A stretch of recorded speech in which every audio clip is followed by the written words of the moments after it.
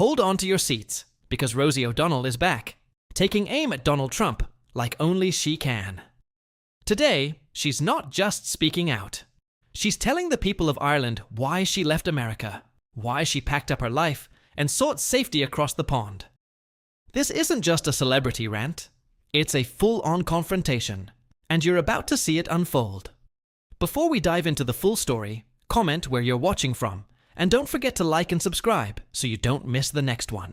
Morning to you both. Lovely to have you. Lovely to see you. We're delighted that you're here and joining us. And we have to ask you, how are you finding Ireland? You're only here since January. Yes. How's it going? It's amazing. It's better than I could have imagined, and I never imagined leaving the United States. I didn't even have an Irish passport, although my siblings do, because I thought, well, I'm never moving out of the United States. I'm kind of like a stay-home mom kind of person.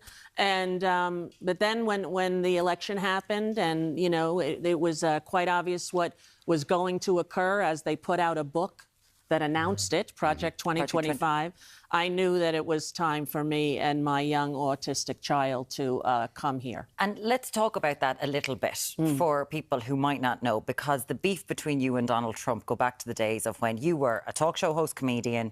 He was a personality. A reality show. He had The Apprentice, which was all fiction. Yes. And a lot of people in America didn't know that it was fiction because they sold him as America's biggest successful businessman, and he had been bankrupt 6 times. And he had lots of charges of sexual abuse against him. And he is, you know, known for lying and for corruption. And he had a charity that he and his family now can never do a charity again in New York because they stole money from children who had cancer. And this is all fact. All you need to find out these facts is a computer, people. I am not an investigative journalist. I simply lived there my whole life.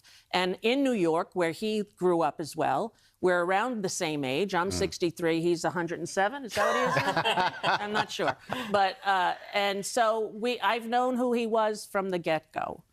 But a lot of male chat show hosts were saying the same things that you were. Yes. But it was just you. You just got under his skin. And he went crazy in a way that I was shocked. And it's almost 20 years since that show. And he's still, to this very day. To this day, at the debate, they said to him, you call women pigs, gross, disgusting, fat, ugly. And he said, no, only Rosie O'Donnell.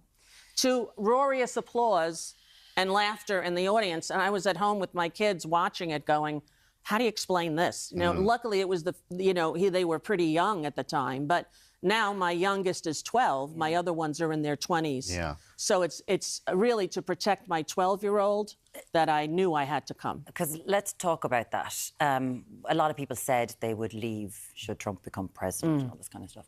You did leave for reasons of safety. What was happening to you in the streets?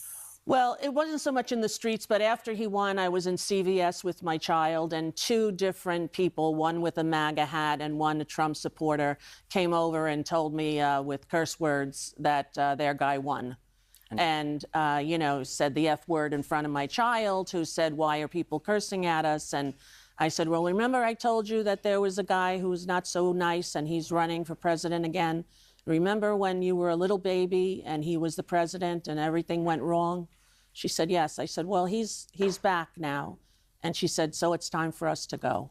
And that's what, because you did stay during his first presidency. I did, and it was a difficult time for me, mentally and emotionally. Because this has obviously taken a toll on you over these years. You know, it's something to go from being a kind of known celebrity in America that people liked, that had a lot of accolades, that had a lot of, to despised by half the population. Half the country thinks that he is the new coming of Christ, and half the country sees what's happening, that fascism has taken hold in America, and it's terrifying, not just for America, but for the world. And you arrived over going, you know what, I'm going to move to Ireland. Sure, it'll be grand. I'll sit down, eat some potatoes, have some whatever. Keogh's crisps are out there. Put to work straight away by this young man here. What a brutal takedown by Rosie O'Donnell.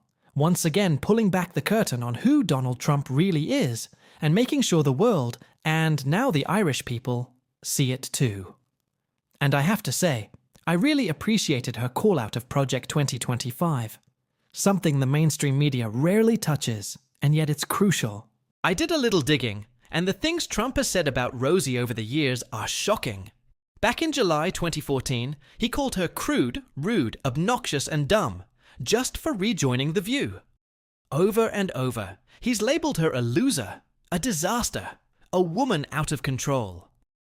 During the 2016 presidential debate, he even suggested she deserved his attacks, calling her a fat, ugly slob in his twisted way, as if her past words somehow justified his behavior. He's called her a snake oil salesman, mocked her multiple marriages, and thrown out insult after insult. Fat little Rosie, loser Rosie, the list goes on. Make no mistake, this is straight up bullying.